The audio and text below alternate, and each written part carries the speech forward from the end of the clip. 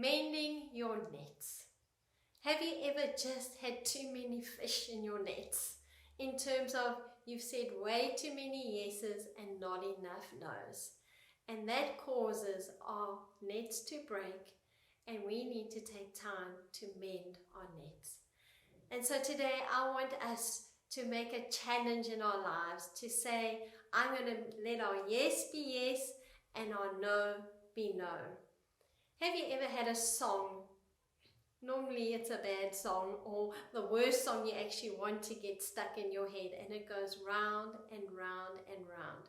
Well, I want to read you a scientific reason that Dr. Roy Baumeister actually says and explains this. He says, if you listen to a randomly chosen song and shut it off halfway through, the song is likely to run through your mind at odd intervals.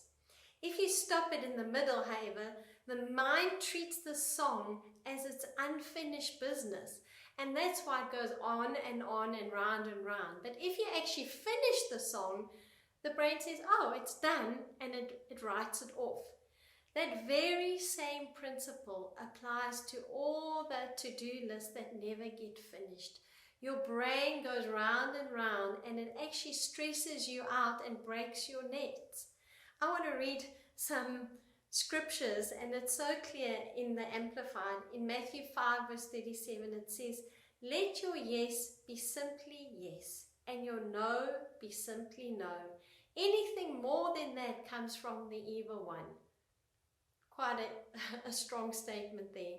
In Philippians 4 verse 6 to 7 it says, do not fret or have any anxiety about anything, but in every circumstance and in everything by prayer and petition, define your requests with thanksgiving, continue to make your wants known to God, and God's peace shall be yours, that tranquil state of a soul assured of its salvation through Christ, and so fearing nothing from God and being content with its earthly lot of whatever sort that is, that peace, which transcends all understanding, shall garrison and mount guard over your hearts and minds in Christ Jesus. You see, when we stop worrying, when we stop fretting about the things we have to do, it's like that song going on and on and on, and it's breaking our nets. Listen to James 5 verse 12. It says, but above all things, my brethren, do not swear either by heaven or by earth or by any other oath, but let your yes be a simple yes, and your no be a simple no, so that you may not sin and fall under condemnation. That's saying when your yes is yes and your no is no, you're not going to miss the mark and feel condemned that you haven't done something that you shouldn't. That's condemnation.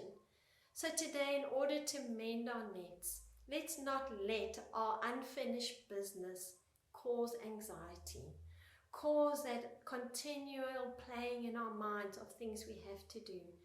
Do what you need to do. Let your yes be yes and your no be no, and watch how it mends your net today.